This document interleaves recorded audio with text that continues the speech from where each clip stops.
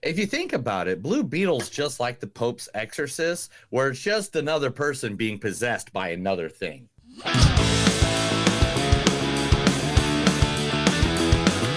It's a show by Chris and Neil with all great movies. They are the real deal. We watch them all, so you don't have to. It's movies that don't suck and some that do. Ladies and gentlemen, boys and girls, listeners of all ages, welcome to a new episode of Movies Don't Suck and Some That Do. My name's Neil. And I'm his co-host, Chris. And Chris and I today will be watching two movies, reviewing two movies that are out there in the wonderful world of cinema for you to apply. Now, the first one just hit Netflix. It was back at the movie theater, back in a month where like 95 films came out all at the same time. It was rough. It got buried. So this is a movie I'm glad because it just came out on the streaming network that we're going to be able to review. It's number one on the network too, so it's like... Yeah, it's awesome. We'll talk about it in a moment. But that is The Pope's Exorcist, featuring the one, the only, the guy who tried to save the last blockbuster ever, Russell Crowe. My name is Maximus Decimus Meridius, commander of the armies of the North, general of the Felix Legions, loyal servant to the true emperor, Marcus Aurelius, father to a murdered son, husband to a murdered wife, and I will have my vengeance in this life or the next. It's got to be that one, right? Like that's got to be that clip. And that's exactly the stuff that he sent them to, was stuff from Gladiator, to that last blockbuster, so they could put that as a museum or whatever pieces. Also in the movie with him, Daniel Zavada. Stay right fucking there. Don't you fucking move. Yeah, that's right. I know what's in there, and I ain't leaving without it. You got me? Now you do as I say, all right? Don't take one single step, all right? Huh? What, do you hear me or what? What, are you blind and deaf all of a sudden? Huh? Motherfucker, I said stop. I think you fucking heard me. Don't you move. What the fuck are you doing, you old man? I'll fucking shoot you. Don't you fucking test me. That's from Don't Breathe. Oh, yeah. I was wondering what that's from. And also in this film is the person that its name I'm about to say, Alex Esso. I couldn't see where the list was. Sorry. Alex Esso. Hey, it's okay, Doc. It's okay.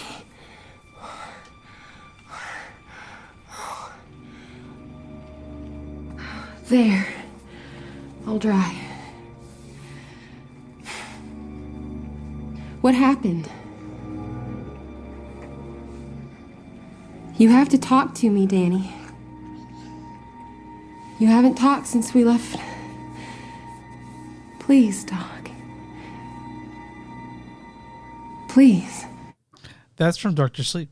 That's a flashback that Danny has of him and Shelley Duvall. Yes. Or Shelley Duvall. You are correct. Yeah. You're 100% on top of that, like always. And last but not least, Franco Nero was in this as well. I failed to recall the last time you were in Rome. And here I'd heard you had retired. I had. Then humor me with but one question. Sei qui per il Santo Padre? No. All right, then. That's from a John Wick Chapter 2. The thing Yes, the thing he said in Italian was, "Are you here to kill the Pope?" So. Which is funny. Yeah, because The Pope's Exorcist is the first movie that we are reviewing. Second movie that we're reviewing is about a superhero who has been around. He is the 11th superhero to ever be created, ever. He was only created 3 months after Batman. Real quick, are we going to be doing a spoiler section? Oh, fuck okay. Yeah, we're doing. I can't. He's like one of the most legendary fucking superheroes of all time. Do you know he was actually the first one to have a radio program as well? Did I know that?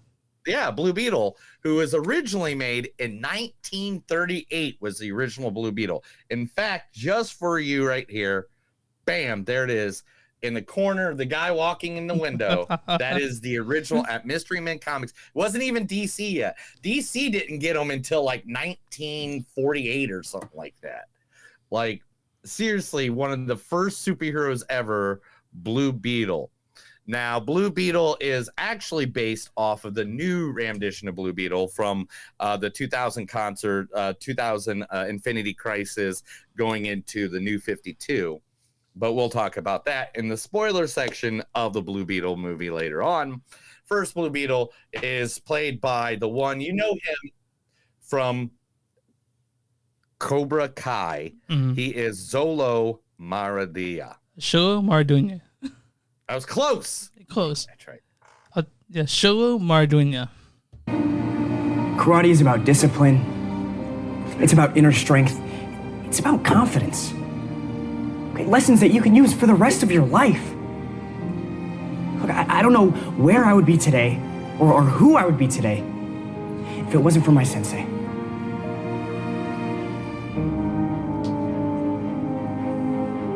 Look, we don't need this tournament to do cool kicks or to sell tickets. We need it to show the bullies of the world that we're not afraid. It's called the All Valley because it's for everyone. To give everyone the chance to show what they can do, to fight, to become a champion. And we deserve that chance. Yeah, I found that. It took me forever to find that for some reason. I found it. Man, good guy. That's just such a good show. I mean, you can't go wrong. Hey, dude, if you guys have any time and you haven't watched Cobra Kai, seriously, go watch it tomorrow, tonight, today, right now. As soon as you get this podcast done, turn it off, go see Cobra Kai. It's one of my favorite shows. Also in this movie, the man who is known for calling himself more racial terms than any man in the world, the one and only George Lopez. Prostate cancer is the #1 killer of Latino men because the only way they can check is por atrás. And your fucking dad and your uncle are like, chale, no way. I'd rather be dead than have somebody be touching my culo. Sober? No. Nope, not sober, chale. Maybe catch me when I get home before I change and go to sleep. They still drink, they still do all that shit. He went to the bathroom like 10 times a night. After like 10 years, my tia was like, you gotta go to the doctor after 10 years. The doctor looks at him, he goes, you have prostate cancer. He looks at his wife, you fucking heard what he told me? You heard? I heard, tell her, because I heard that I have prostate cancer. Chinga, you make me come to the doctor and fucking now I got prostate cancer. Yeah, so it's George Lopez, because he's dating a comedian, that's what he does. And also, in this movie, Blue Beetle, playing the villain, Mrs. Dammit Janet herself, Susan Sarandon. Where did you get off behaving like that with women you didn't even know? Huh? Huh? How'd you feel if somebody did that to your mother? Or your sister? Or your wife? Huh? What are you talking about? You know good and damn well what I'm talking about. I mean, really? That business with your tongue? What is that? That is disgusting. And oh my God, that other shit pointing to your lap. I mean, what is that supposed to mean exactly, huh? I mean, does that mean pull over? I want to show you what a big fat slob I am? Where's that from? I'm trying to figure it out. I think it's The Client, but I might be wrong. Gosh, I don't know. What is it from? Thelma and Louise. Is that Thelma and Louise? Yeah. Gosh, dang it. I don't want to go. I didn't want to make it. I didn't think it was going to be simple like that. Yeah, I went super easy on that one. And we got one more. All right. We got one more. No, yeah. I sent it to you. Oh, and Belissa Escobedo. Huh? My mom is shopping for snacks for the movie marathon, and she keeps sending me blurry pictures of cookies. She's just trying to help. I know, but it's just like, buy the cookies, Susan. Who cares? That's the only clip I can find for Belissa. That's not her. But Belissa, because she's also kind of a new actress too, and it's she plays the sister of Joa. Yeah. But yeah, that's okay. Are you good there, man? Yeah, it's also got like Becky G and Bruno Marquezine, but you need some energy, man. You just need to like. Do you need some Red Bull or something? I'm good, dude. Let's do this. I'm ready. Let's do this. Yeah. Woo. Yeah. Woo. Chris, tell them where we're at, brother. You can find us online at moviesdon'tsuck.net. We're on w2mnet.com. That's W2M as in moviesnet.com. You can find us there along with a bunch of other podcasts. We're on Facebook at facebook.com/moviesdon'tsuck. We're also on Twitter at MTS Podcast, or X now. Instagram MTS Podcast. We're also on Bonfire. Go to bonfire.com. So Movies Don't Suck and something they do. You'll find our shirts like the ones in there. You'll be able to find a shirt like that. We're also on Patreon. Go to patreon.com. Just Movies Don't Suck. If you guys want to show us a few shekels, and Neil can get a value meal if he wants to at some point, like after a couple months. And then every year find podcasts on Movies Don't Suck and something to do. And you know what? If you're listening to us on an audio device or anything, you can hit subscribe. So it'll be in your I guess phone or where you're listening to. The second it gets uploaded to the internet, so try that out. All right, Neil, who are you talking about today? What? Who are we talking about today? What'd I say? It's your turn to talk about a business that we like. Oh, I'm talking about stuff. Yeah. Talking about stuff. All right, so what am I talking about? Oh, businesses. So small businesses, if you have a small business, we like to help you out. And I'm going to talk about the one that gave us so much entertainment this past week. Metallica. I could be like, yes, Metallica. Have you ever been in a room with 100,000 people? I don't know. Twice. Friday and Sunday, right? Yeah. Right. Sold 30,000 more tickets than Taylor Swift. Wow, that's crazy. Yeah. Anyway, what was I talking about? Oh, so the place that we kind of ended up at every night while we're in Arlington. We're in Arlington, not Dallas. Let me just make that clear. Arlington is a suburb of Dallas. You guys went to, it was at the Cowboy Stadium, right? Yeah, it's at AT&T Stadium. Yeah. It was right there. That's where it's at. Okay, yeah. AT&T Stadium. Yeah. Here it is. Here it is from top when they're on stage. Like I walked all the way up there. Just you guys had 4 seats. That's not what we're talking about, huh? You guys had 4 seats. Yeah, we had 4 seats. Well, I mean, not seats. I mean, standing room. Yeah. Standing. Yeah. It sucks being like anyway, past the age of 30 and have to stand for like a couple hours. You're like, damn, I kind of like to sit down somewhere. They didn't care. We didn't care. I mean, it's Metallica. I mean, there's a difference between Metallica and if you're there to see some stupid, crappy, whiny band. You know, it's just like, but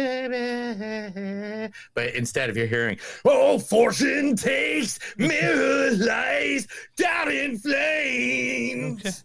Okay. Like, yeah, sure. James Hetfield's fucking God. Yeah. Metallica is God in music. Anyway. Where'd you guys end up every night? Like, Lemmy died, they took their place. Yeah. Where'd you and the guys end up every night? Oh, yeah. I forgot we were talking about that. That was 7 minutes ago. Max Tavern and Grill. Max Tavern and Grill has karaoke every night, cheap drinks, pool. Look at this karaoke stage I sang on 3 nights in a row. I got applauding. I even had an old lady come up and sing Dragula with me. Oh, that's nice. I didn't ask her to. Yeah. I didn't ask her to, but she randomly came up there and just grabbed a microphone from my hand. That's awesome. It was like, yep. This is what it looks like. Nice place, pool tables, dart boards, the singing stage, plenty of fun. I mean, even the outside looks nice. Like, it's just a nice little dive bar. Has some nice food. There's a steak burrito there. There's shepherd's pie, some country fried steak, all the above. It is located just down right down the road from AT&T Stadium at 2821 Galleria Drive, Arlington, Texas. Seriously, they are open at 2 a.m. every night. They are some of the nicest people. We couldn't ask for a better place. We couldn't ask. The people were nice. It was nice. It was nice and divey, and it wasn't like we went to Texas Live one night and spent about $1,000. And we had like 3 drinks. Yeah.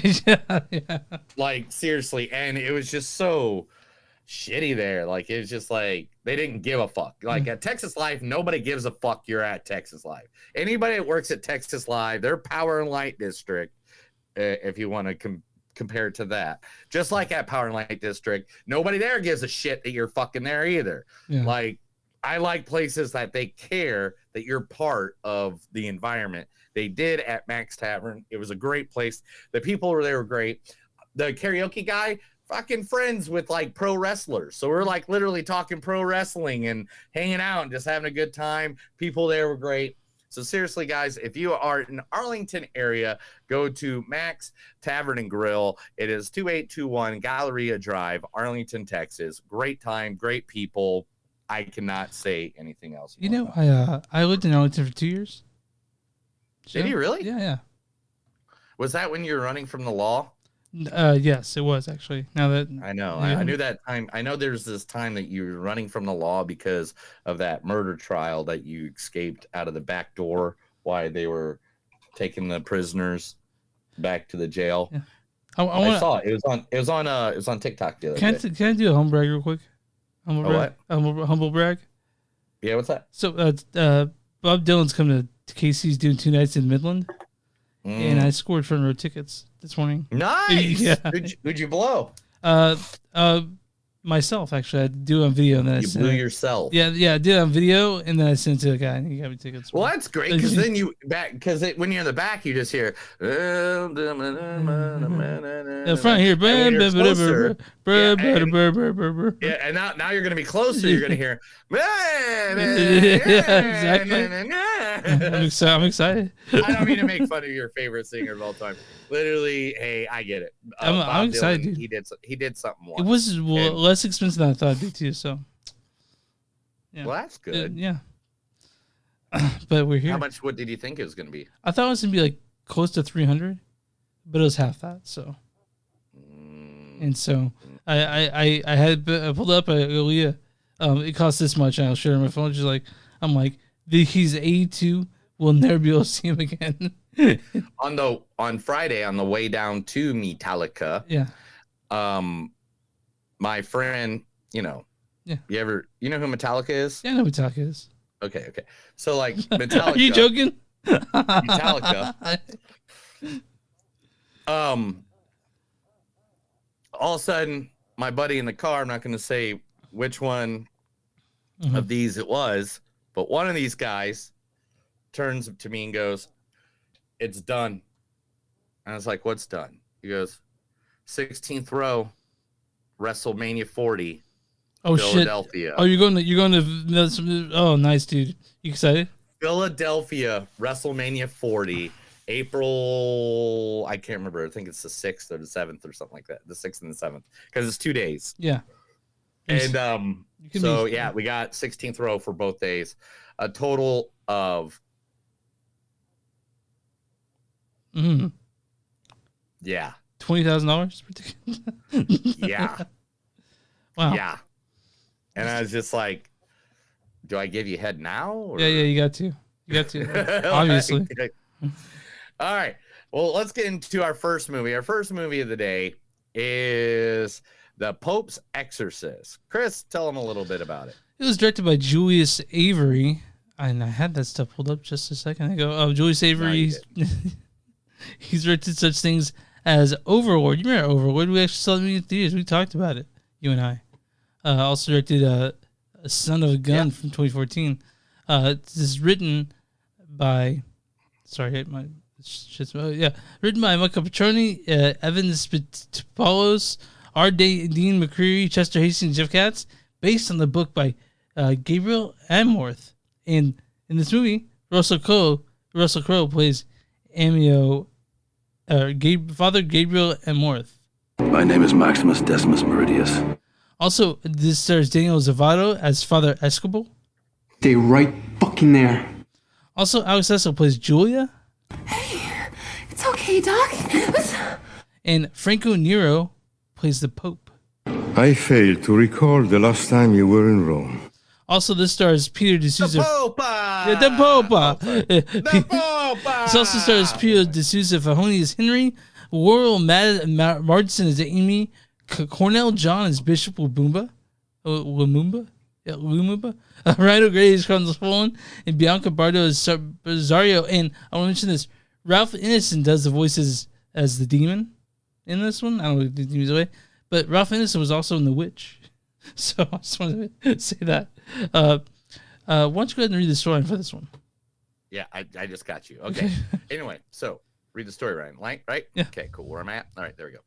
Inspired by the actual files of Father Gabriel Armoth, chief exorcist of the Vatican, the Pope's exorcist follows Marth as he investigates a young boy's terrifying possession and ends up uncovering centuries-old conspiracy the Vatican has desperately tried to keep hidden. And most of us would think that meant like touching little boys, but this is something different. So, no, but it still has the Vatican chasing a little boy. It does have that. It got a little weird, right? So it got a little weird. That's so wrong, yeah. Chris. Not every priest is a rapist. But rapist, yeah, I mean, it's weird, right? You don't need to be racist against priests. Yeah, I guess is that it? Is that the terminology? I'd be bigoted against racists, but not racist, but popes or exorcists, or in this case, priests. Neil, what did you think of this movie? They all died at the end. Mm-hmm. They didn't. I mean, I thought this movie. I thought it was pretty cool, man. Yeah. To be honest, it was fun. Mm-hmm. It was fun. I mean, have you ever seen the picture of the real guy? Yeah, he looks kind of the same. Nothing like the same. Nothing like him. There he is. Yeah. The kid that they had with the makeup and everything of him looked creepy as hell. Yeah.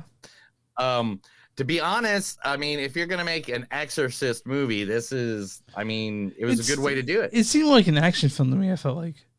Yeah, but right? it was all in one room. Yeah. It was like, or 3 rooms. Yeah, we'll go 3 rooms. Yeah. It was in 3 rooms because it wasn't very scary, but it was definitely action packed. Yeah, and it just felt like you didn't know the way it was gonna go. Yeah, and then they gave you good lore. Mm-hmm. And I don't know if the lore was true. I don't know if the lore was, real. I didn't really deep dive that much into it because sometimes, it breaks my heart when I don't find out that the lore is 100%. But you and I aren't necessarily believers, so we would probably be like, whatever. Anyway. So hey, no. I mean, I don't want people to fuck up my comic books, just like I don't want people to fuck up their comic books. Yeah. You know what I'm saying? Yeah. So I don't like it when people fuck up a Stephen King novel either. You know what I'm saying? Yeah. But Russell Crowe, man, I think he knocked it out of the park. He's great. He's great. I think he was great. Yeah. He will never be in gladiator shape ever again. I don't think. No, but he still gets. I think he's beyond that limit now. I think he's more into John Candy land than he is. He's between that. He's not the quite John Candy yet, but he is. Yeah, he's between John Goodman and John Candy. John Goodman now, John Candy. Yeah, not John Goodman then. But I really liked it. I thought he played his part. His bro that was with him the whole time, Father Escobar or whatever. Escobar. Yeah. It was. I could see this doing a ton of movies like this, like a sequel with these two, like going to a different place too. In fact, I think they were actually talking about making this like a whole thing. Yeah. I did. Yeah. And what did you think about? I mean, they obviously did some stuff that was straight from The Exorcist, like Like, oh yeah. Well, I mean, that's what I mean. At this point in world, let's just be honest.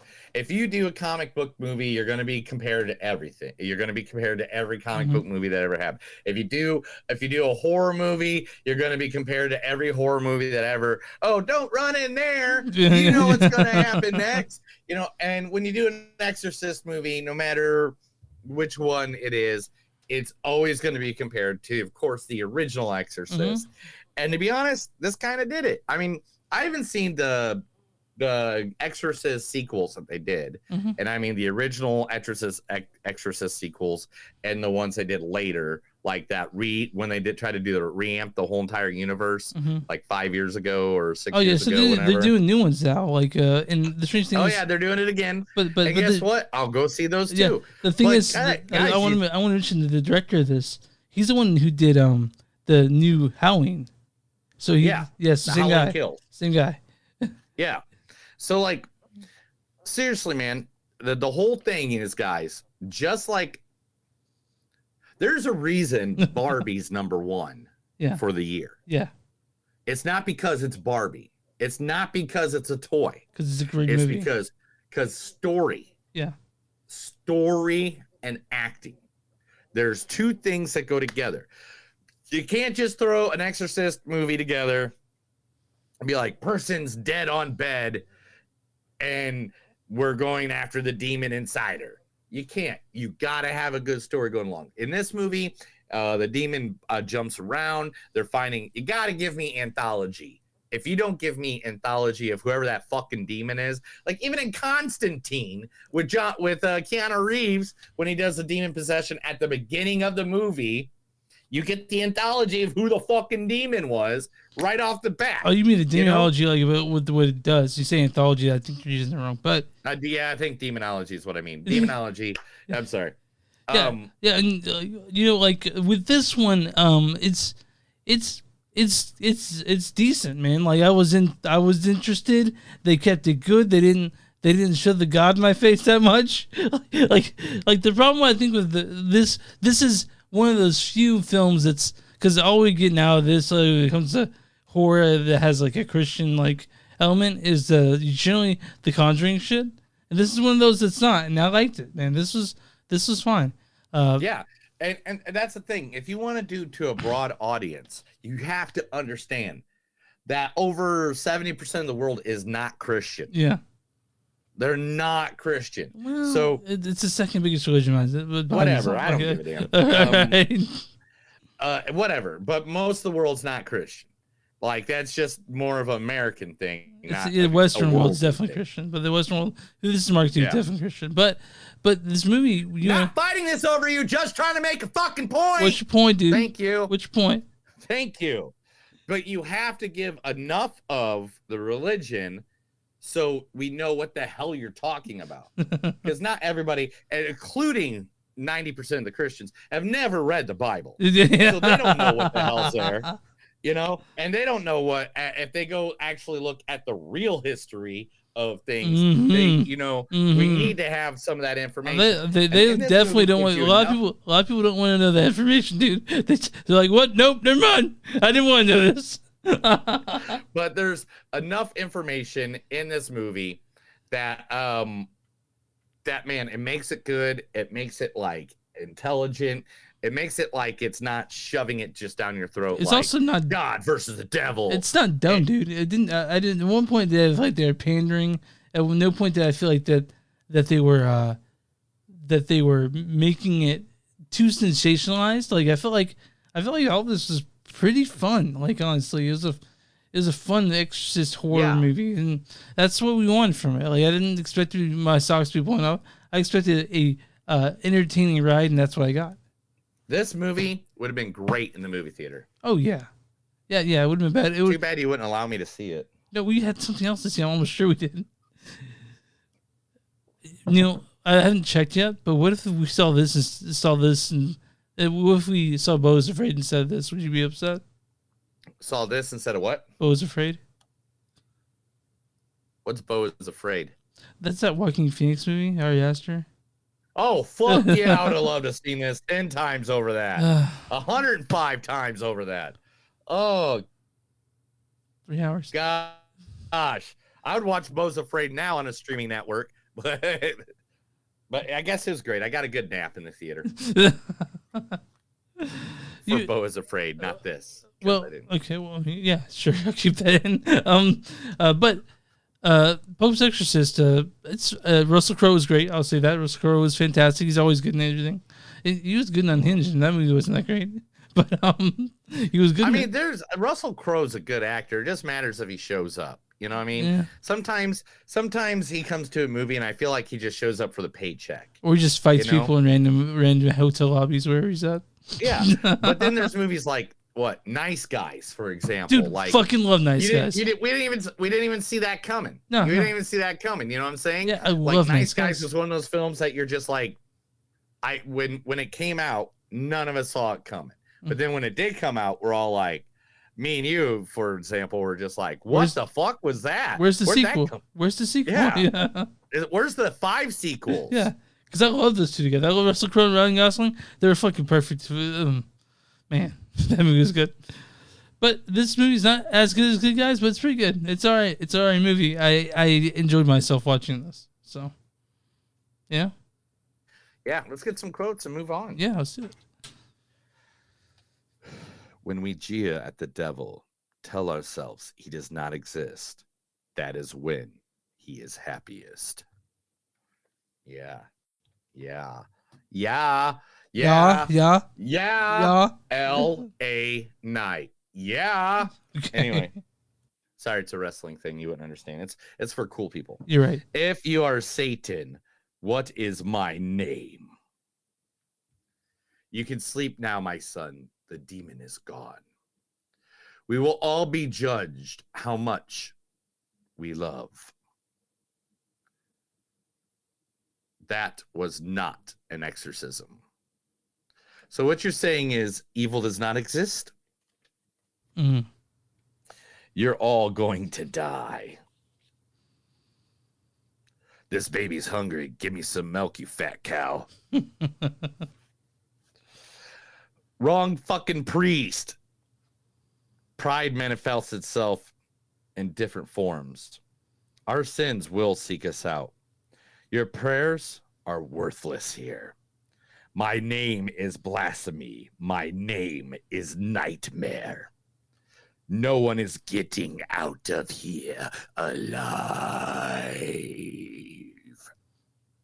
Yeah? Demon voice? Like the demon voice? All right. I once had a demon try to put a crucifix in my eyeball. Your sins will seek you out. Their dead bodies talk to me. To die in a war is heroic. To survive is complex. I burn in hell because of you. They all suffer because of you. Say the words, piggy. Damn us both to hell. God is not here. And you know that God works in very mysterious ways. Is That's it. All right. My score on this is a 3.7. That was good. I liked it. I'll go a little higher than you. Actually, I really enjoyed this. I wouldn't mind watching it a little bit more.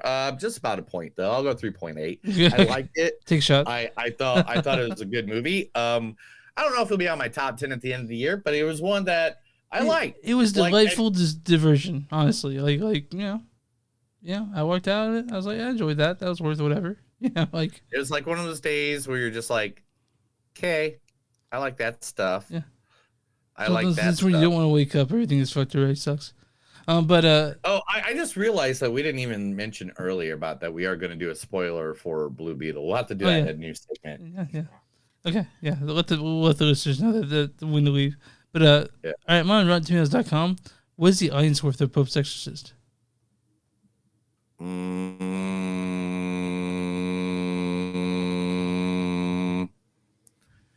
I don't know. I would say that they're the new 79%. 81%. You're really close.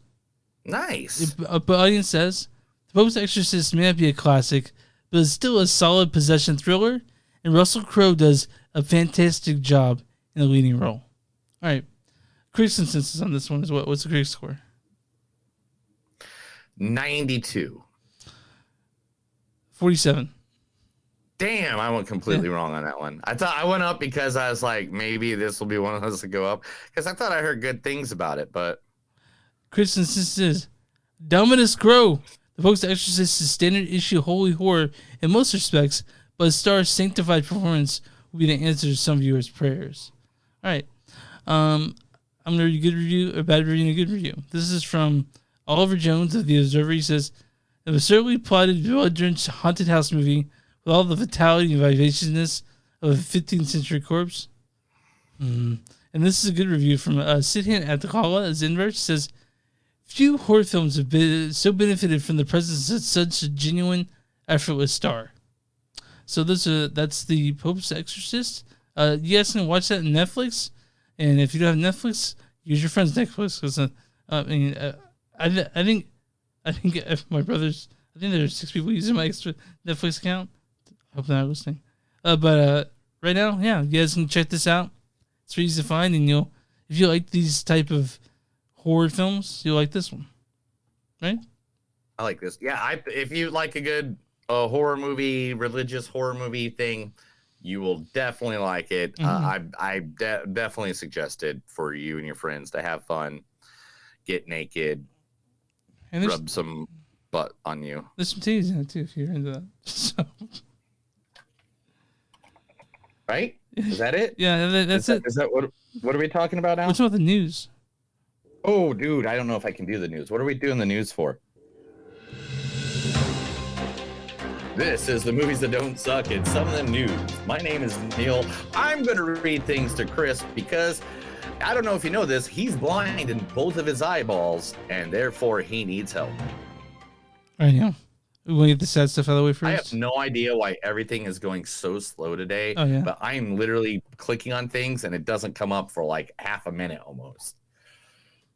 I think it's all your fault. Did you get that hat on the way to Texas? On the way back? Yeah. Dude, I don't get it. Everyone I know is so obsessed with fucking Buc-ee's. And it wasn't that like I've been to Buc-ee's like plenty of times. I'm from Texas, but everyone's the greatest gas station of all. It's fine, dude. Buc-ee's is fine. It's amazing. How many barbecue sandwiches did you eat? I ate none barbecue sandwiches. How many of the donuts did you eat? Okay, I'm sorry, dude. The nut. How much of the beef jerky did you eat? Okay, man, I get it. You like Buc-ee's. Dude, you grab that shit and then you're driving another 3 hours down the road. Hell yeah, dude. I mean, a barbecue sandwich. I mean, some beef jerky.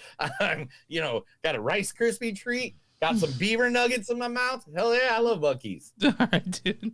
Anyway, my friend bought like almost $400 and stuff there. Dude, I used to drive by that shit all the time, and people from out of the state think Buc-ee's is like fucking Mecca. Like everyone buys the shit. I'm like, what's the deal? What's the big deal?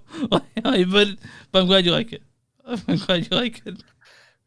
Anyway, let's get this done and over with out of the gate. Yeah. Let's just talk about this and get it over with. Now, guys, I know this ain't really movies or anything like that, but it means something to me because I am a huge pro wrestling fan. In the last 24 hours, we lost 2 greats.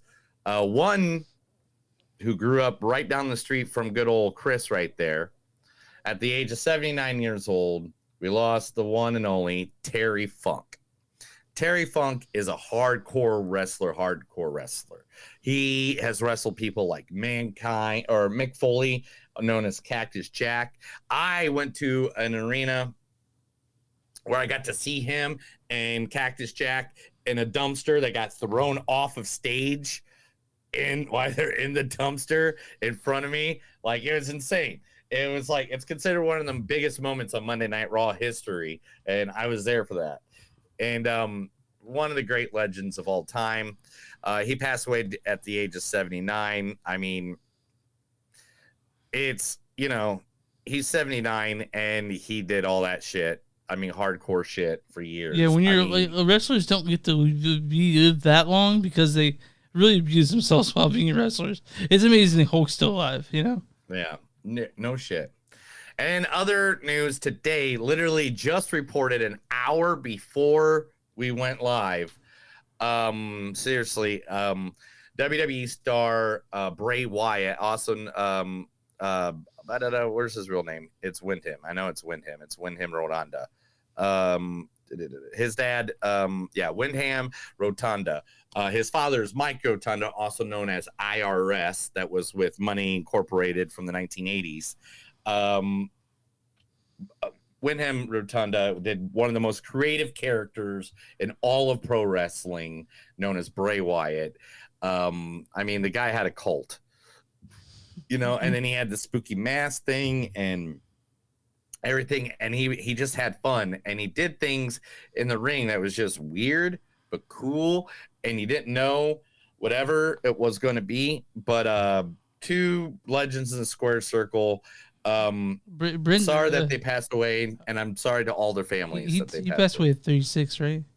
Age of 36. Yeah, years old. We do know that he's been sick for a little bit, so we don't know how. We don't know if I don't know exactly what it is, and I don't want to even act like I know. Yeah, I don't even want to particulate, because who knows if one of his family members or friends ever listens to this. I don't ever want to particulate. Whatever happened. He's just not with us anymore. So, rest in peace. Rest in peace. Thoughts out. Yeah, rest in peace, and thoughts to his family and friends. Now let's talk about some of the best news I've read all week long. Okay. You ready? I'm ready. Throw it on me. AI created work cannot be copyrighted, has said U.S. judge has determined amid the Hollywood strikes. So that means if any company uses AI to write songs, to make movies, to make artwork, to do anything like that, it is not copyrightable. How many of you studios want to use AI now? Yeah. How many? Come on, I can't hear you. Yeah. I'm listening. Wait, are you in the back? What did you? Oh, no one's saying anything now. I'm hoping that speeds along the negotiations. You know? A federal judge rules artwork created by an AI cannot be copyrighted, as human authorship is essential to validate copyright claims. Mm-hmm. So there you go. I think right there is what's going to start the downfall of the AI generated stuff. Well, I mean, yeah, you can use it. It's beneficial when it comes to like a business environment, but when it comes to writing, it's beneficial to everything. It really is. Yeah.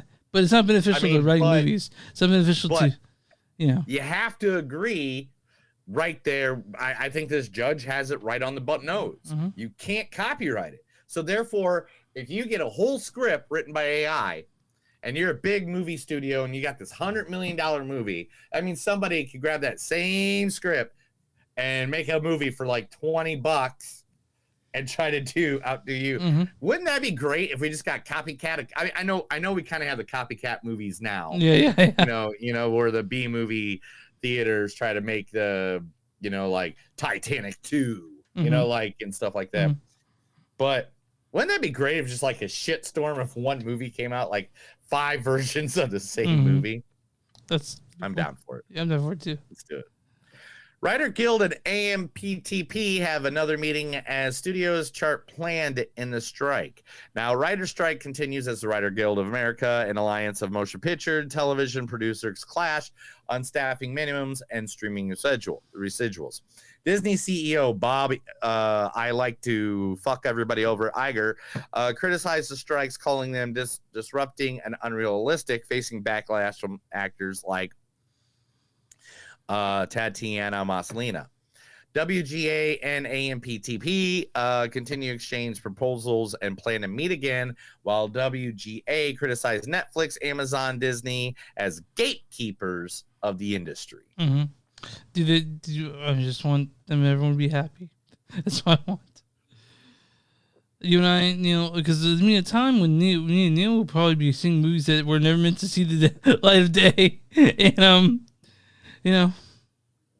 sometimes you got to do it. Yep. Sometimes you got to know when to hold them. Yep. Know when to fold them. Mm-hmm. Know when to walk away. Know when the dealing's done. Yep.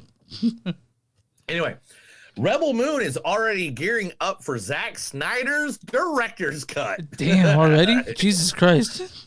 Rebel Moon director Zack Snyder will offer an extended director's cut that delve deeper into the narrative, providing a more intense and violent portrayal compared to the original film. Fans can expect a unique viewing experience. So basically, he's just going to do a more violent version of it. Of Star Wars. Because that's what it sounds like. Rebel Moon. Hey, dude. Zack Snyder's Rebel Moon expands its universe with a Netflix exclusive game already. Rebel Moon Part 1, A Child of Fire, will be getting its own video game. Renowned filmmaker Zack Snyder is teaming up with Netflix and Super Evil Megacorp to create a video game that expands on the Rebel Moon universe, offering fans a deeper, more extensive game. It's not an adaptation of the film, but a continuation of the Rebel Moon narrative with the vast and exotic universe. I hope this works out. So I really do. Wait, you said Disney's part? You said Disney's part of this? No. You said Super Evil Megacorp. It says Super Evil Megacorp. I was joking. I said that's a company. I know. I was fucking around saying that. Maybe not. I was joking, dude. It was a joke. Apparently, no, it's not a joke. You just belittle those people, man. I know. I want. Anyway, could be fun. Could be fun. But the game will be Tyler exclusive for Netflix audience and will allow up to 4 players to collectively engage in the Rebel Moon lore, aligning with Snyder's ambit. You know, I want this to really work because, you know, I want to go see it. I want to love it. The people that are in it are all people I like. You know, all the actors and stuff like it. I love seeing these new characters. Sure, you like world building. You and I both like world building. Yeah. I love good world building.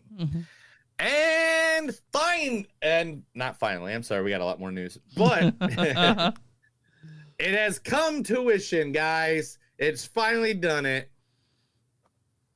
Barbie is now the #1 movie of 2023. Yeah. It has now surpassed the Super Mario Brothers, which was the #1 movie of 2023. Where is it in isn't it like one of the biggest movies ever now? Yeah. But that's all together. Okay. Yeah. Barbie reached the milestone of $574 million in just 34 days, faster than its competition and even faster than Top Gun Maverick. Nice. Barbie has surpassed Super Mario Brothers as the highest grossing film domestically, as it is close to becoming the highest grossing movie worldwide in 2023. Now, Top Gun Maverick is #1 still. Worldwide. Yeah. But domestically, here in America, fucking dominated. Barbie is now #1. Good. I'm happy for It's Barbie, Super Mario Brothers, and Top Gun Maverick. Interesting. Your face is interesting. For some reason, Extraction 2 is now in the top 10 of most watched movies of all time on Netflix. Okay, I was like, of all time, it's fine. It's good. Yeah. It's now on the top 10 list. Extraction 2 is a highly acclaimed sequel to the action-packed saga, has made it into the Netflix's top 10 most watched films of all time on the platform. It's a good movie. I know, but I mean, is it better than Big Lebowski? Oh, so they're not just talking about Netflix films. They're talking about on Netflix. I mean, movies that they have, not movies they made. It is one of the top 10 most watched movies of all time. That's weird. That's really weird to me. I know, right? It makes sense if they're going worldwide because a lot of countries don't have like the same rights to the same movies, you know? You're right. Yeah, so right. But, yeah. I remember what you're talking about there, but I don't know what you're saying. Like, you know what I'm for saying? example, Japan View, you could watch Forrest Gump on Netflix, but you can't do it here. So it's weird. Yeah. Someone's going to make the director. Stand-up comedians decided that they're going to become a director now. Stand-up comedian and actor. The person that makes your dad look like he's not racist. Bill Burr is going to be making his directorial debut. Comedian Bill Burr makes his directorial with Old Dads, a comedy that explores the challenges of middle age and fatherhood. The film is set to premiere on Netflix on October 20th. Stars Burr as the central figure, Jack, who faces a pivotal moment with his friends as they sell their company to a younger generation. We know he can act because we saw him act in The King of Staten Island, right? Right. I know he can act. He was also in that one movie with that one show with that was really famous that one time that Yeah. everybody liked. Yeah, I know what you're talking about. You Yeah. know, where the people killed each other Uh-huh. and they were selling meth Oh, for the Breaking health Bad. bills. Yeah, Breaking Bad. Yeah, he was on Breaking Bad. Yeah, so I'm looking forward to seeing him in that. Yeah, watch it. I just hope he's not like as racist as he acts like all the time. Yeah. Talking Heads. Talking Heads are uniting for a 40th anniversary of concert movie Stop and Making Sense. The Talking Heads are united after 21 years due to a restored concert film. Stop Making Sense is returning to theaters, which was the movie. Yeah, I would see that. That'd be cool. I mean, directed by Jonathan Demme, the film is hailed as the greatest concert film of all time and was added to the Library of Congress National Film Registry this year. So the Talking Heads are getting back together. Fucking all right, man. Do it. Freddie Rodriguez is on the hunt and looking for a serial killer in VHS 85. Oh, another one. Okay. Okay. Sure.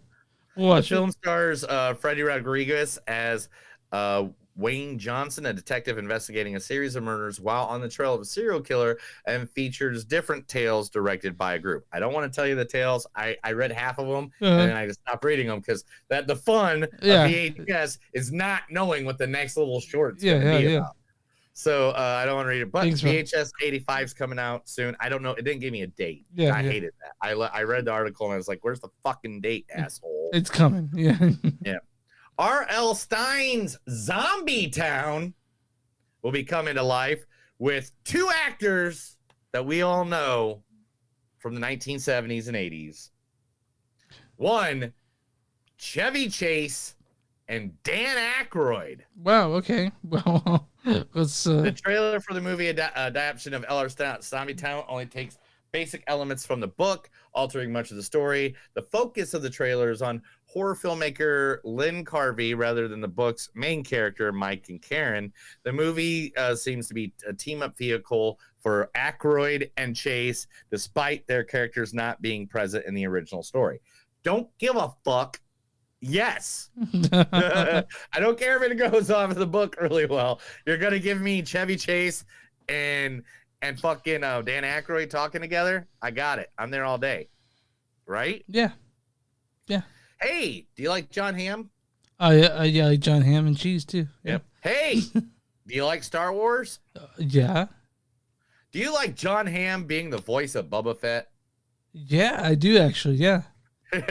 For the new Star Wars anthology audiobook series, John Hamm is going to be the voice of Boba Fett. The audiobooks is part of the From a Certain Point of the View series, explores the perspectives of secondary characters in the Star Wars universe. So that's awesome. So maybe, while he's standing there, while Darth Vader's trying to hire him and IG-88 and all them and stuff like that on the ship, go find Han Solo. Yeah.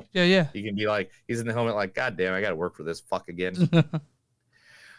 James Gunn hints that two of the Guardians are coming over to good old DC. Okay, we already had Palm going over there. Who else is going? Finds are England hints of new collaborations and Gunn's future projects with hints that Chris Pratt and Tom Clementieff are joining the DC. Chris Pratt is going over there? Yeah, but he's also Star-Lord. He can be both sides. Okay. Why not? Yeah, it's not DC versus Marvel, everybody. Let's just get over that. This is true. You can be, come on. You can be Green Lantern and Deadpool. You can be Barbie and Oppenheimer. Yes. You can be you can be Captain America and Johnny Storm. Yeah. Wait a minute. That's the same. That's both Marvel. Yeah. You can be Daredevil and Batman. Yeah, that's not a good example. No. Anyway, Jason Momoa and Dave Bautista are going to be teaming up in the Blue Beetle director's next film, The Wrecking Crew. Yeah, we'll watch that. Director Angel Manuel Soto, known for his work on the Blue Beetle, will direct The Wrecking Crew, an upcoming buddy movie starring Momoa and Bautista. I'm fucking in all day. Mm-hmm. You give them, you just give them a network and just film it. Just them two hanging out 24 a day. I'm there. I don't even care. Buddy action comedy. Don't fucking care to even read the rest of this. You got me. Momoa, Batista. Fucking there. Do I need to read more than that? No. Well, I mean, Buddy is there action more does to too? read? An upcoming buddy movie starring. No, it doesn't even give me. It doesn't give us the plot or anything. Well, So, release date? yep. Well. No, nothing. It's just one. I mean, nothing has a release date. Are you really fucking asking that right now? Are you really fucking asking that? Yeah, I guess you're right. Zachary Levi suggests himself as Flynn Rider alongside Florence Pugh's Rapunzel in the Tango live action remake. Do we need that though? I mean, we don't need it, but it's already happening. Florence Pugh has already signed on for it. You're just sucking the dick of the world. Just But I mean, Zachary Levi does play pretty good. Like, I love Zachary Levi. Yeah.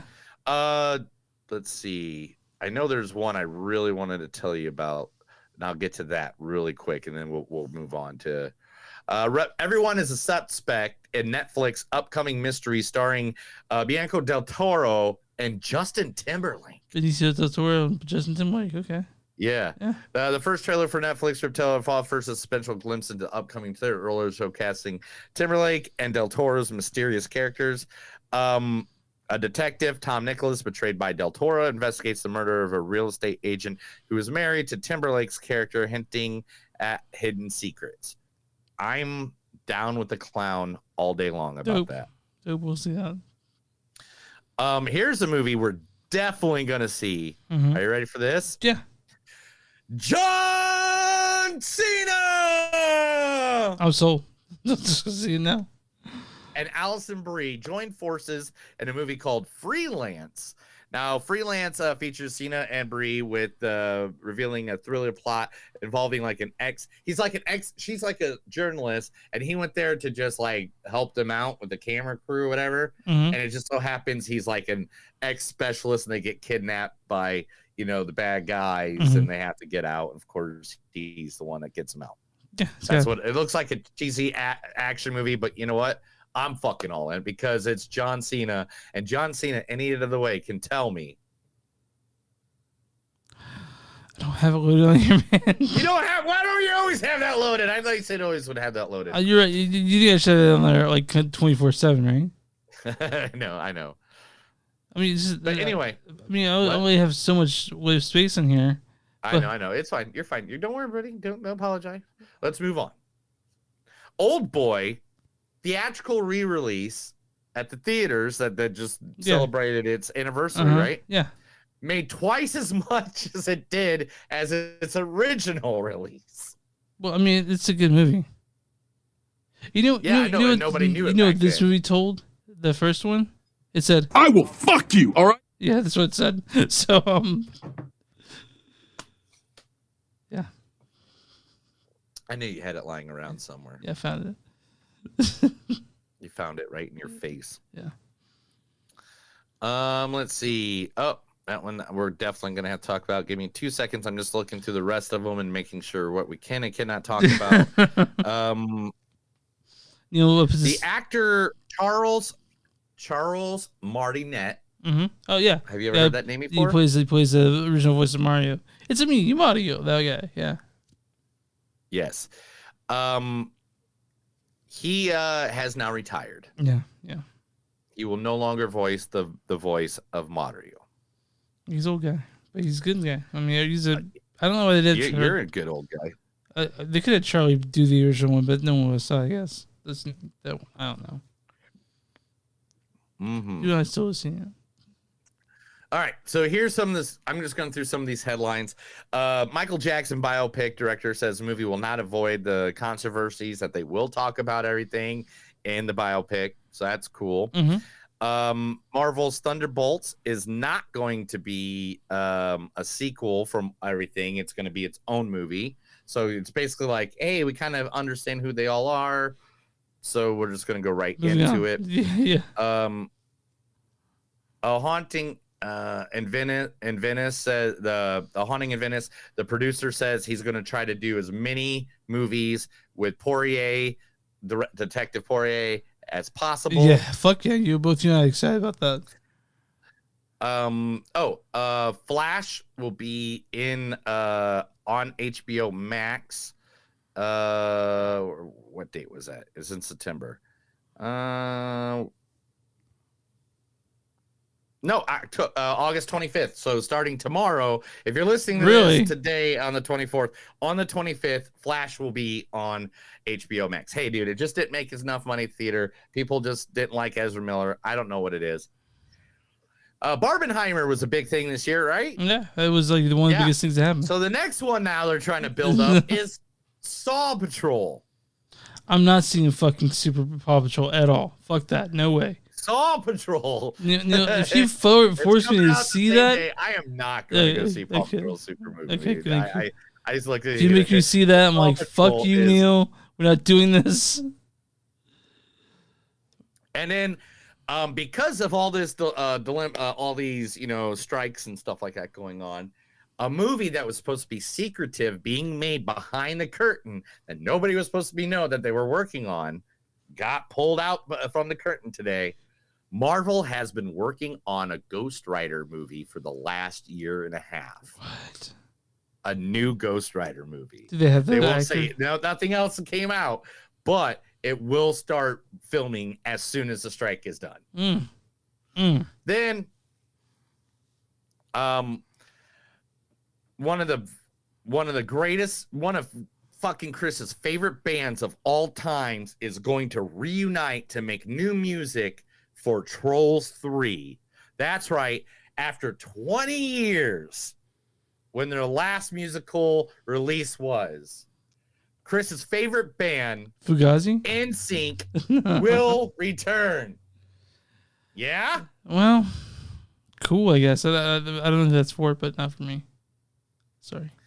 And the new Blue Beetle movie we're about to talk about is about the new Blue Beetle. That is, the original Blue Beetle. Right. Well, they're working on a sequel already because they know it's getting some good love and stuff like that. And to be honest, it was just supposed to go directly to streaming. It wasn't supposed to go to theater at all. Even though it beat Barbie this week. It's the movie that beat Barbie. Yeah. But the director only wants one person to play the original Blue Beetle in flashback scenes or whatever. And you know who that one person is that he wants? Who? He wants the man himself. The guy that can make you go, that always leaves a bottle jar of peanut butter on the counter. Because if I walk by, I can just put my finger right in there and scoop it all up and put it in my mouth. Oh, he wants Jason Sudeikis to play.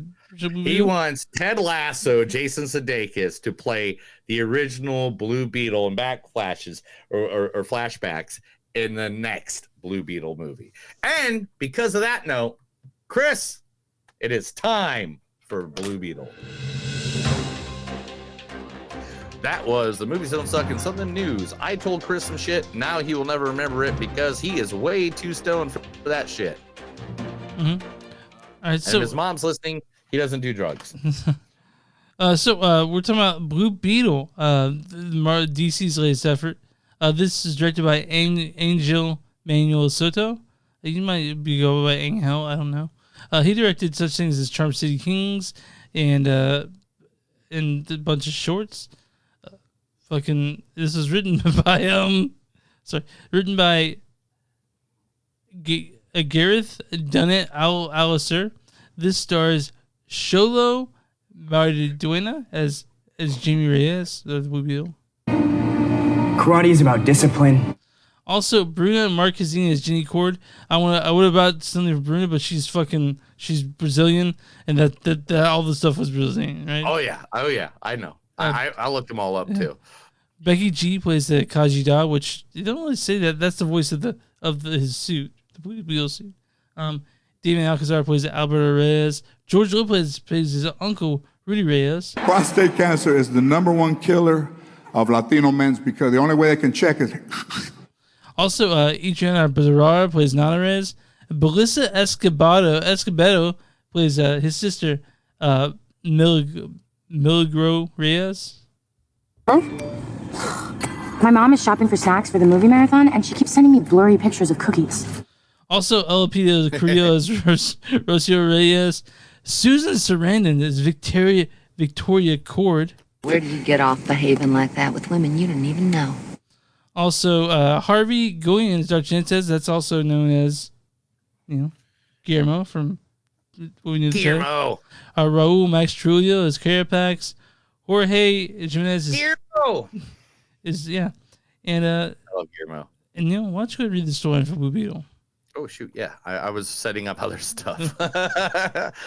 After an alien scarab chooses college graduate Jaime Reyes to be its symbolic host, bestowing the teenager with a suit of armor that's capable of extraordinary and unpredictable powers, forever changing his destiny as he becomes the superhero known as the Blue Beetle.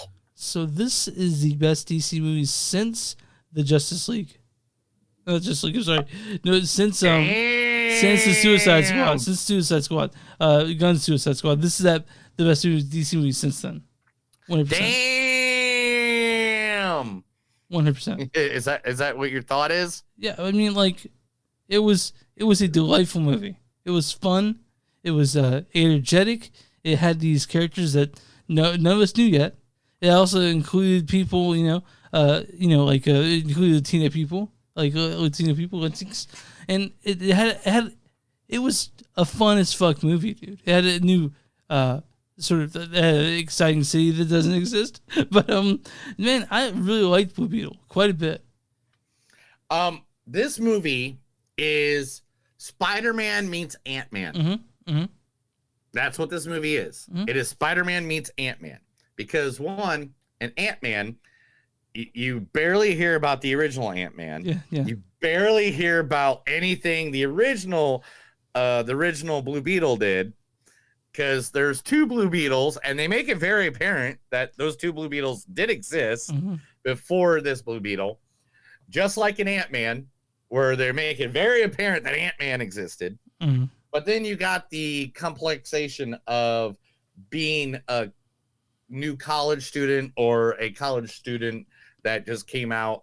And so he's young, he's in his 20s, early 20s, and he becomes a superhero and he's going through all this conflict. Now, Blue Beetle, I love this. The thing about Blue Beetle is that I love that his family all fucking finds out. It feels like a family movie at points, because like everyone has their Uncle Rudy. You know what I mean? And just like the fact I have up now says, like, this movie was originally just supposed to be a one-off, because remember, before this movie was filmed way before James Gunn ever showed up. So it could have gone tossed out like Batgirl. Mm-hmm. It could have got thrown to the fucking wayside like it was a piece of shit, like Batgirl was thrown. Calm down, I don't know if Batgirl is a piece of shit. I'm just saying that's how DC treated it. Yeah. But this movie was fun. I want to watch it already. I want to watch it again.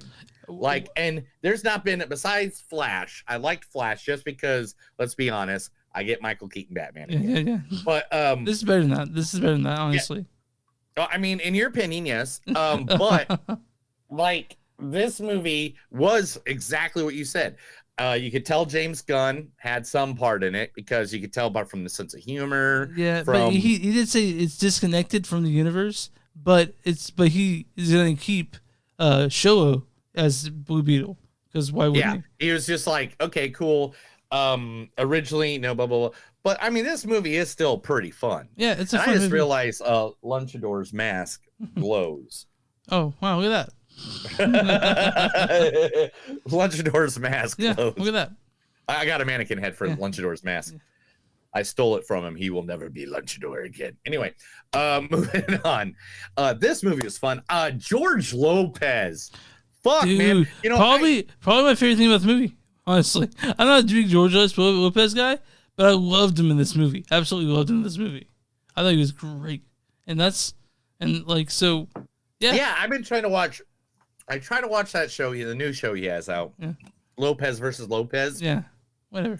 I don't know. Maybe it's. I think I'm just done with laugh tracks. I hate shows with laugh tracks. I think that's the problem. Yeah. But I just can't get into that. And so, like, I was kind of dreading going into this movie. I was too. With knowing that George Lopez was going to be a big part of this movie. He's great. Fucking knocked it out of the park. He was great. Knocked it out of the damn park. It was so funny. The interaction between him and any of the characters, stuff like that. Him being a guy that's like scared that the government's coming to get him any moment. Like just, oh my God. But this is, it was hilarious. It's a very good movie, actually. I mean, I know it underperformed a little bit at the box office, but I think it'll stay steady and it'll make its money back because I thought it was really fun. And I know there are a lot of people out there like, how many superheroes am I supposed to care about? And I hear that. But Blue Beetle is a good movie. I walked in and walked out smiling. How many action heroes can you name off the top of your head? Yeah, that's what I'm saying. I'm saying it's some like, people. Seriously, dude. I think this is what the problem is with this comic book, whatever, what is it called? A fatigue that people are talking about. Yeah. People are going in thinking because Marvel Cinematic Universe did that whole everything's connected, blah, blah, blah, all that stuff. Guess what, dude? Comic books, you don't need to read every comic book guy that exists. Like, there's comic book superheroes. I have never touched a single page of their comic books. Not going to tell you who, so then you guys would make fun of me and shit. I know how it goes in this world. But seriously, you can enjoy just one. You can enjoy just Blue Beetle. You can enjoy just Superman. You can enjoy just Batman, Spider-Man, whatever. But then you have these people out there. You also have the people out there, gatekeepers, saying, well, you got to see this movie, you got to see that movie. But with this one, it's a standalone. You can watch Blue Beetle anytime you want. I gatekeeped once, and that was just for like the Infinity War. I was like, you kind of got to watch that one because it kind of leads into this one, which that makes sense. I think I told people you had to watch Thor Ragnarok to watch Infinity War to watch Infinity Endgame. But with Blue Beetle, man, it's kind of like a one-off. You can watch it and enjoy it, and I enjoyed it. Watched it, enjoyed it. I had a good time watching this movie. I had a good time. Like there's just so much. There's a lot of Easter eggs. We'll get into that here in just a little bit in the spoiler section of every comic book movie. We always do a spoiler section because I don't buy these $100,000 comics flitting around my fucking house because if I had any criticism of the movie, I was a little fuzzy on some of the motivations of some of the actor characters in this movie. We'll talk about that in the spoiler section. But other than that, man, I enjoyed my time in this movie. I thought it was great. I even got squeezed a few tears out of me. So, I mean, and I liked Susan Sarandon. I couldn't see Sharon Stone as that. Oh, and because originally it was Sharon Stone. I'm sorry if you not remember that. Yeah, I think Sharon Stone was originally. I can see them interchangeably doing this, but it's just since Sarandon is just as menacing, I guess, right? Right. Yeah. And Susan Sarandon played it great. I loved her as the bad guy. It kind of fit the part perfectly. Did you like the Palmyra City? I thought that was a really cool looking city. Actually, one of the I had it up, but it just doesn't look good behind us. I went through all of them because I have 17 different things. I even have the Beetle car, the Beetle ship flying behind us, but that didn't work. This is what Palmer looks like with us in front of it. Palmer City, it looks like an anime city. You can see the bottom. There you go. You can tell that. That's really cool. I mean, that's neat. I like the color scheme of this. It felt like it had life. It felt like it had color. Yeah. It felt like it was Miami. It felt like, or the Keys, or Florida. It felt like it was the Keys. It felt like I was having fun. There's so many little Easter eggs here and there, enough just to joke around, and it made it very apart that it's part of the DC universe. And the action was fantastic. The fighting in it was fantastic. It was a very fun movie, and I really, if you guys have super fatigue or sort of crinkling your nose at this, don't do Blue Beetle because it's the best DC movie since the Suicide Squad. James Gunn's The Suicide Squad. So yeah, I mean, I thought this was holy shit. I just got a message from my friend Lunchador. Yeah. And he says one wrestler has died every day since the beginning of 2023. Who's now? No, well, Bray Wyatt. Yeah. He says one wrestler has died every day since the beginning of 2023. Man, wow, that's crazy, insane. Anyway, moving on. Like, there's so many like here's a little Easter egg that I'll put out to the audience, and because the way you have to know that you can find out this Easter egg is you have to know Spanish and pay attention like really close in the back. And here it is. Boom. At one point in the movie, it says that Bruce Wayne bought Twitter, but it's spoken in Spanish on the TV in Yaime's house. And like, that's funny. And I mean, if you look at the old comics, man, like, I mean, they are nothing compared to what this Blue Beetle is. I mean, if you went old school, here's old school. This was the original, what the original Blue Beetle looked like, right? Yeah. This is the second Blue Beetle. Okay. Well, I mean, that was the same Blue Beetle. I'm sorry. That's still dang. It's the same Blue Beetle as the first one, but I'll explain why in a little bit. This is the actual famous Blue Beetle that was in shows and stuff like that. And then here, in this comic was where Yaime makes his first appearance ever. Yeah. And here's his, after that Crisis is in, this is his first comic book. Okay. All right, yeah. So that wasn't until 2006. So this is the first character from DC that got a movie that has been created since 2000, in the 2000s. Okay. Even though the Blue Beetle, originally, the original Blue Beetle, but let's just be honest. This Blue Beetle is nothing like what the original Blue Beetle was. This new Blue Beetle is kind of like Iron Man, kind of. It's kind of like Iron Man, Spider-Man. Because you think about it, it's the nanotech kind of like suit, but on top of it, it's a random thing that bites a kid that gets all these magical powers, right? Yeah. You know, and yeah, Blue Beetle is way more powerful though than Spider-Man by far. Sure, yeah.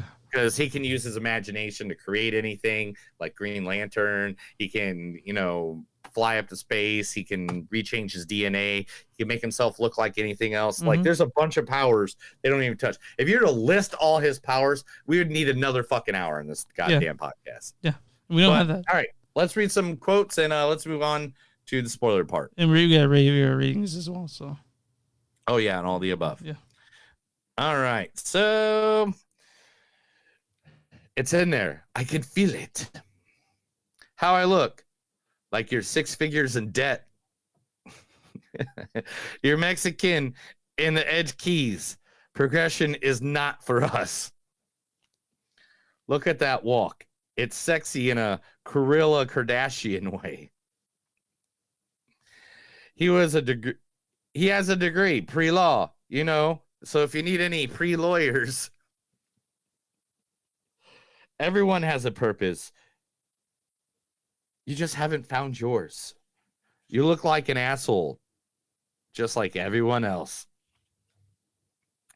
The world's biggest tick. Oh my God, it's inside of me. Put those nuevos away.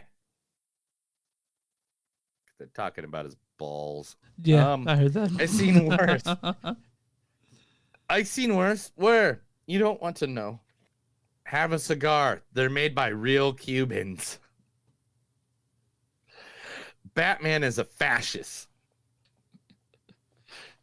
You're lucky this house is full of stuff. Your house is full of love. Once the scarab once the scarab goes up your ass, it doesn't go up. It doesn't go up my ass. We have turned both cheeks. Now it's time to fight. The universe knows it is you, and I know it's you, and you know it's you that you know it's you. Careful, he is a stranger. He is stronger than before. I get that. Sacrifices must be made for the greater good. I remember everything now. Big weed never dies. Oh, bad weed never dies. I'm sorry. Bad weed never dies. I feel blood rushing to my mid region. And that's it. All right, man. What's your score on this? Dude, 4.5. Right out of the gate, dude. I loved it. I loved it. They could make a whole fucking Blue Beetle universe. A little bit more or less than you, about 4.2. Leaning towards 4.3. It's a fun fucking movie. I liked it way more than I thought I would, honestly. I wasn't bored. I wasn't like, I wasn't playing, looking at my phone. I went in, walked in, completely enjoyed myself all the way, and I really liked it. All right, man. What's the audience score in Blue Beetle? It has to be 91%. That's exactly what it is. Good job. Shut the fuck up. I got one finally. Everybody take a shot. Take a shot. Drink a whole fifth of something. I haven't got one on the nose in like a year. What's the critic score on this one? Well, if we did if people did 91, I heard they were giving it shit. So I'm gonna say 67. 78%. Certified fresh. Okay. Critics and consensus led by Shola Marduena's magnetic performance in the title role. Blue Beetle is a refreshingly family-focused superhero film with putting in humor and heart. I'll review a bad review and a good review. Does that sound good? Yeah. Here's a rotten review from Dulce Pierce of The Sun UK. It says, too silly, too cheesy, and too obvious. Blue Beetle fails to pack a powerful punch when needed, especially when hiding issues including elitism, racism, gentrification, ignorance. And here's a good review from,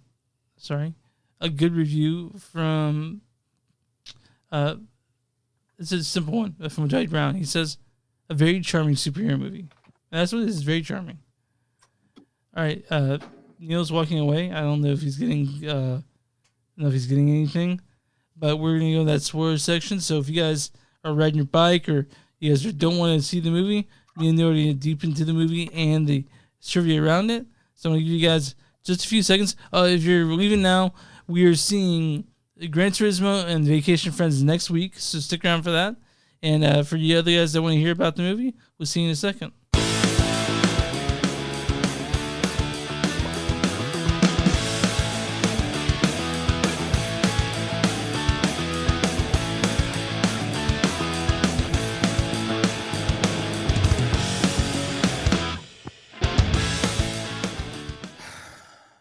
All right, man. It's war time. I have a quick question.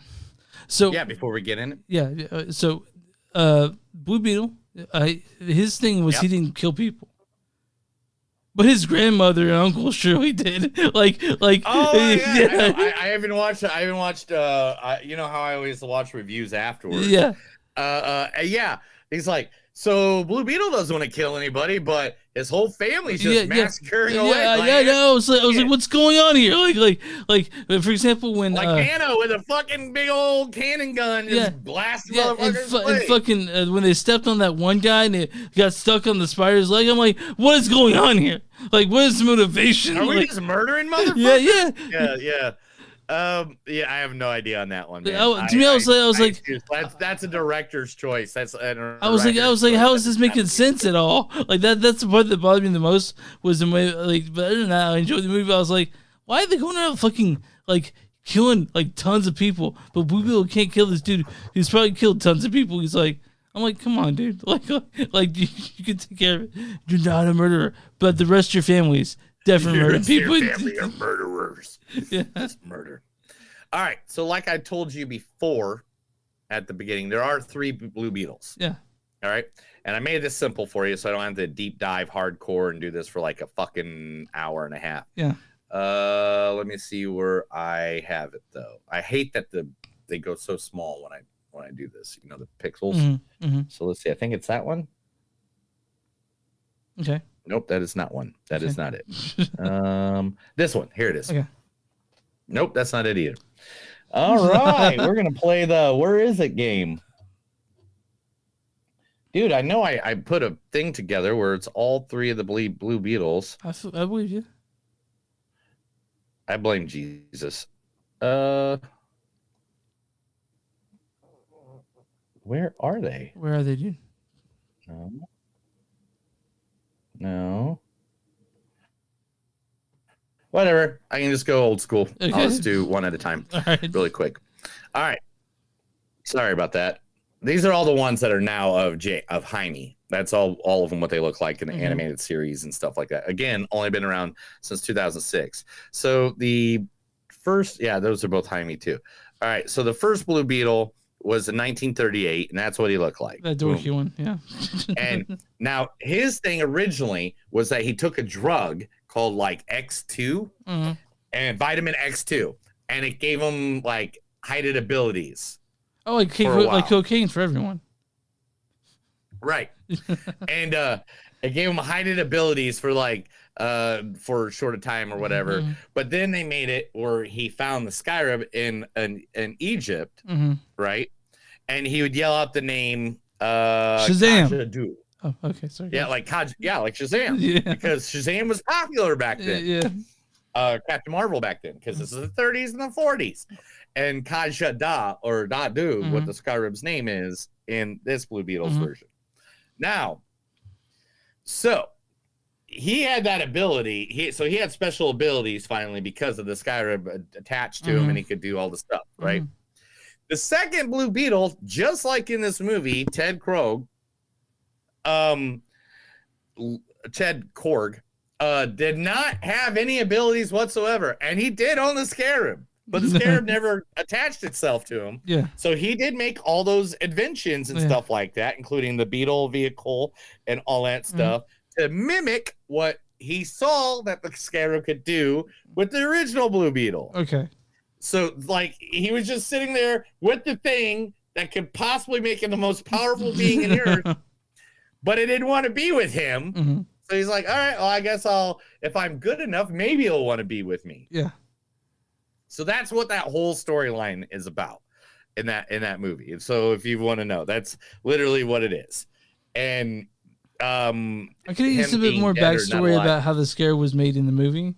Like I would use a big backstory of how like the technology that worked in the movie. It's like we kind of just knew a little bit about it. I mean, it's kind of like I mean, they just kind of didn't know. It came from Alien. They found it in Egypt, and they even kind of slightly talked about that for a second, but they just didn't know. Dan Garrett was the first Blue Beetle. He's the one that found the scarab.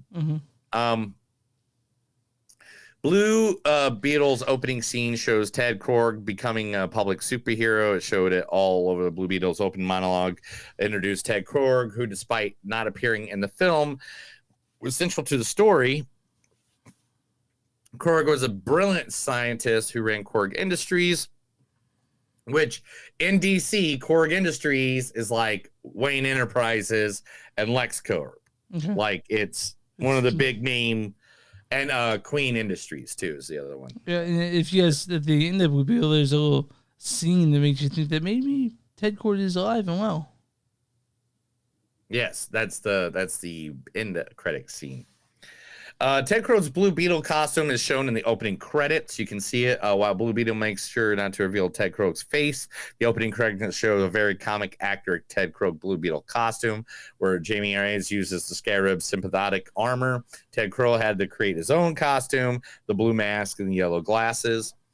Blue Beetle's Pago Island reference. Now, Pago Island, the place where Victoria Crow takes Jaime to have the scarab extracted, and that serves as the base for her OMOC project, comes from Ted Korg's DC comic history. DC Comics' Pago Island appeared for the first time in Blue Beetle Volume 5 from 1967, which is also the comic book that revealed Ted Korg's origin story.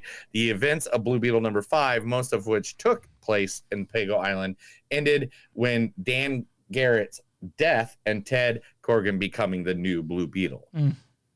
So that's that island where the bad guy all had everything. This Ted Korg's Island was actually the island where the original Blue Beetle died, and the second Blue Beetle takes over. Cool. I felt like there were dinosaurs island somewhere. One of the things that I laughed so much about in this movie, and this is just from a geek view, is Where they hid the scarab to get it out of the building? Where did they hid it in? Where did they hide it in? In that box. In that box. No, it was not In and Out. What was it?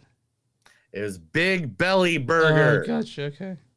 Big Belly Burger is like it's Kevin Smith nails, snail cigarettes. A Big Belly Burger is eaten by everybody in the DC universe at some point. In fact, so much that the Arrowverse picked it up and they used it in the Arrowverse all the time when they went to eat was Big Belly Burger. So I just thought that was really cool that it's carrying out in a Big Belly Burger box. I was like, I even in my notes I actually wrote it. I was like, Big Belly Burger. It looks like a In and Out kind of. Yeah. It's just referencing the hamburger joint. And Jamie's Out of Reach line references Blue Beetle's biggest villain to date. Now, so you don't know, there's a group called the Reach, and originally they were going to do an Aquaman movie where he was going to be fighting the Reach. Mm-hmm.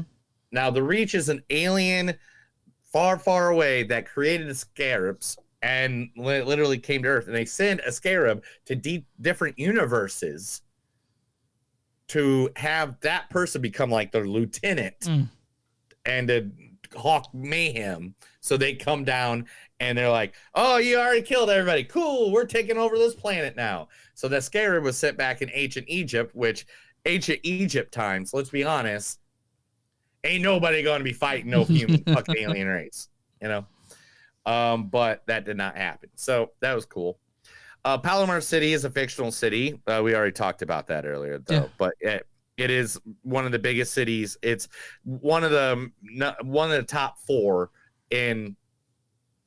It's supposed to be in Texas, not Florida. So it's supposed to be from where you're from, bro. So sorry about that. They moved it over to Florida. But it's one of the big 4. Gotham City, Metropolis, and Central City are the other 3 big ones. What's Central City? Who's in Central City? Central City is Flash. Okay. Yeah, that's where Flash is at. Yeah, that's why it looks like. Okay.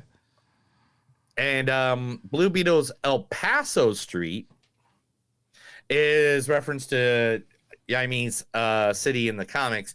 When Blue Beetle changed Yami Ray's city compared to the original comic book lore, the film cleverly incorporated the fact that the third Blue Beetle was once based in El Paso, Texas, before they became the city it is. And so that's why they live on El Paso Street. Now, here's the big one for all the geeks around the world that everybody was bitching about. The villain is not one villain. It is 2 villains combined. And people hate when they do that. Conrad Carpax, whose stories and powers combine 2 different DC characters in one. Conrad Complex is the Indestructible Man, an archaeologist who worked on a similar project as Dan Garrett. The Indestructible Man served as a villain to Dan Garrett, the original Blue Beetle, who discovered the scarab. Now, in the Blue Beetle movie, Carpax was a villain to Jamie Rise, who, however, Blue Beetle referenced Carpax's connection to Dan Garrett through the archaeological search for the scarab, of which Carpax is part, but Conrad Carpax's armor was from another comic accurate guy, or the film, his abilities to the OMOC project, which the OMOC cyborg. So it's 2 villains combined like they do. Whatever. El Capino, Colorado. El Capino, Colorado. What are you talking about?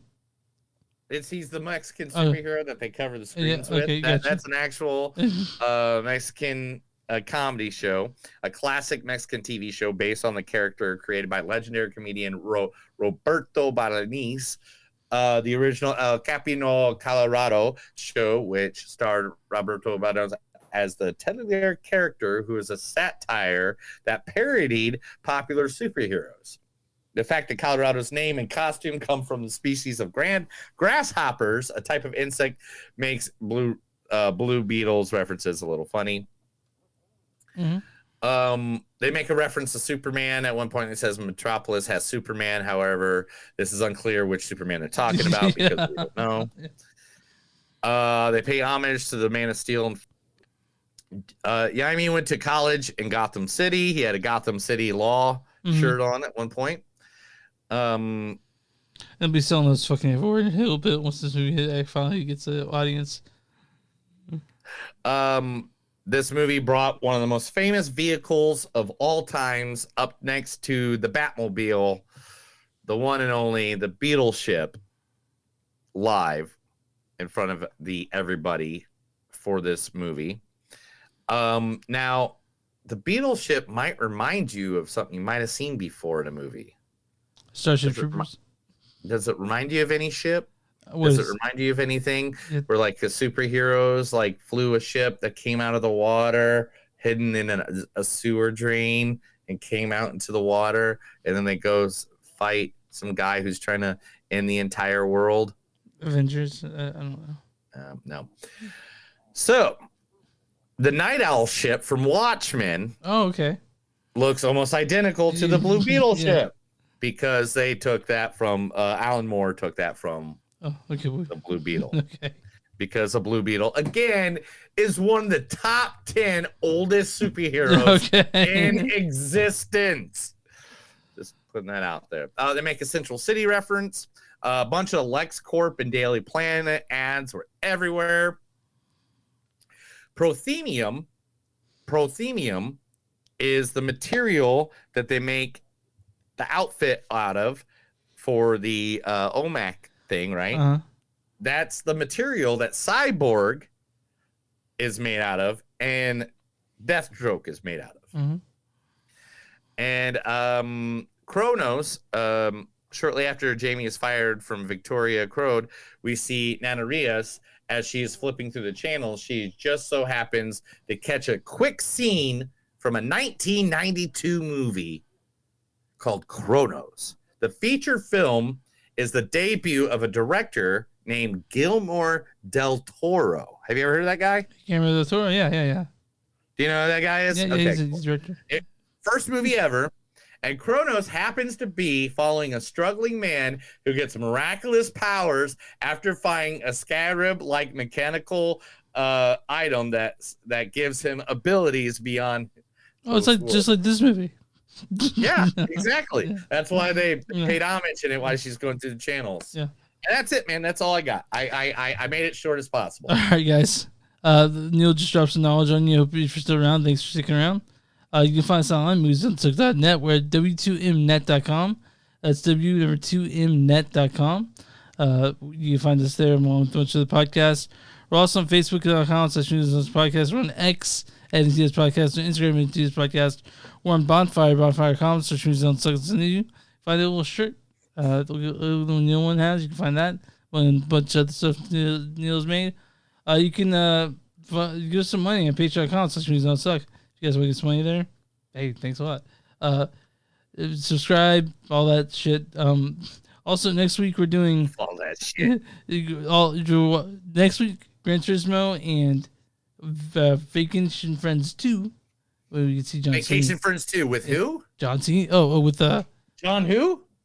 This guy here. I will fuck you. All right, I will enter you. Yeah, so John Cena and Lily Howard, go to the people. It's good shit. That has to be the clip for next week. All right, Neil, what do you small businesses? If you got a small business, let us know. Give us the information. We'll be more than happy to give your back out to all the people in this wonderful town. I don't know everything. I just lost all the words I was saying. Sorry. So if you have here, 1, 2, 3. Say it again. Neil, what do you do small businesses? If you got a small business, let us know. We'd like to advertise for you for free right here to our thousands of listeners, our millions of fans right here at Movies Don't Suck, and something that I do. All right. You good, Neil? You ready to Let's go. All right. That's another episode of Movies Don't Suck and Some Do. My name's Neil. And I'm Chris. Guys, if you ever wake up in the middle of the night and you think your girlfriend is possessed by Satan, don't worry. Maybe she just has a scarab attached to her spinal cord. Have a good night.